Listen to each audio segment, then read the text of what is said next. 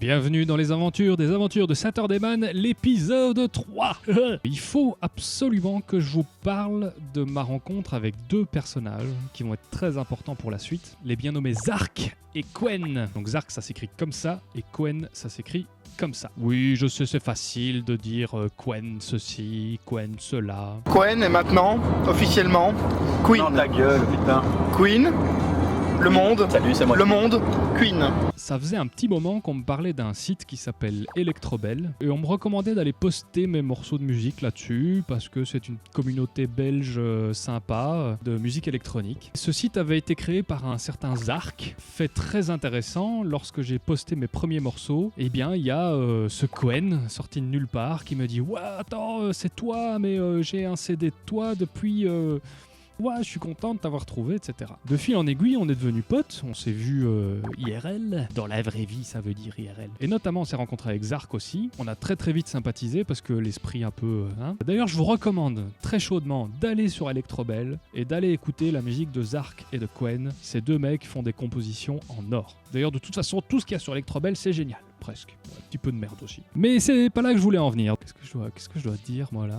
Alors, Electrobel, il faisait pas mal de soirées où on pouvait se rencontrer entre musicos, faire des lives et échanger en toute simplicité. C'était vraiment une très très belle époque. Il y avait un vrai échange, il y avait un vrai mouvement, il se passait quelque chose. Avec Quen, on a pris la relève de l'organisation des soirées, on a trouvé d'autres lieux. D'ailleurs, notre bon vieux Bolzi qui nous aidait à l'époque à transporter mes baffles de 3 tonnes chacun. Parce qu'il fallait tout amener, hein, on amenait tout. Et on bookait 4 musicos par tranche de 15 jours, je pense, pour faire de la musique. Excuse-moi de te déranger, jeune moche.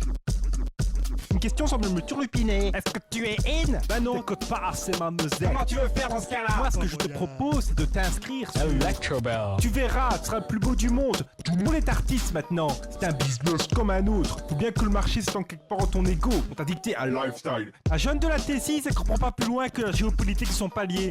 Et les vieux paysans moustaches avec guitare, ils sont restés calés quelque part en 68. Est-ce que tu es in? L'ingénieur commercial, il est la tendance. Tu feras ce que je te dis, fils. Le marketing, c'est de la hype. Et pour être in, je te le donne dans le mille. Electrobel. Moi aussi, j'y faisais des petits lives. Il faut un petit peu que je parle de moi aussi, hein, pourquoi pas après tout. Vous pouvez trouver quelques-uns de mes concerts sur internet, principalement sur mon site fantôme, un site qui n'est plus tenu à jour depuis 1884.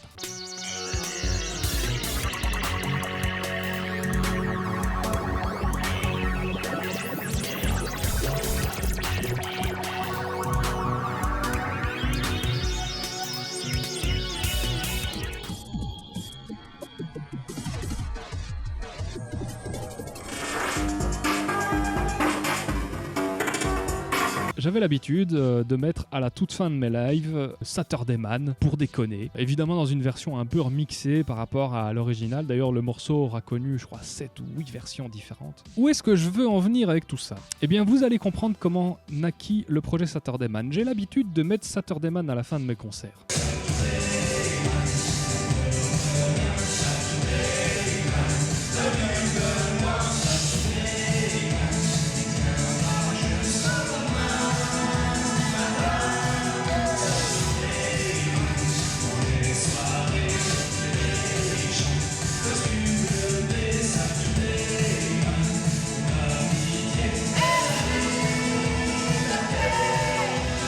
Et j'entreprends la création d'un nouvel album, j'en ai fait plusieurs, vous les trouverez sur mon site fantôme, c'est 1984. Mais cette fois-ci, je me dis, bon sang, je vais essayer de faire ça comme un pro. J'aimerais bien être édité, j'aimerais bien un petit peu faire ça professionnellement, j'aimerais bien que ça marche. J'imagine tout un truc qui s'appellerait programme de divertissement, où ce serait une machine qui essaye sans arrêt de lancer un programme de divertissement, mais elle se gourre, il lui arrive des bugs, elle explose, machin, truc, bordel. Et à chaque fois, c'est un autre morceau qui est lancé. Et à la fin, elle arrive enfin à lancer programme de divertissement. Et on s'aperçoit que c'est Saturday Man. Voilà pour la blague. Avant de poursuivre l'histoire de programme de divertissement, il faut quand même que je vous dise que c'est à cette époque donc Bolzi devient vraiment un très bon ami. Moi je commence à travailler pour la Commission européenne. Bolzi devient un de mes collègues sur place.